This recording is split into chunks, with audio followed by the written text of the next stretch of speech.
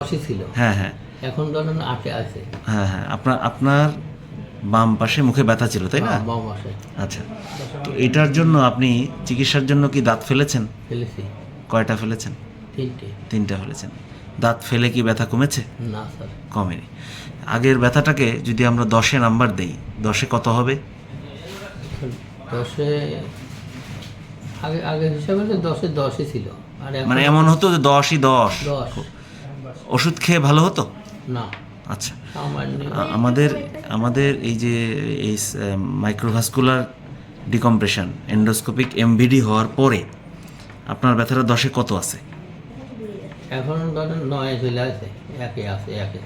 1 আছে, 1। এক আছে। আচ্ছা, ওকে ওকে, ঠিক আছে।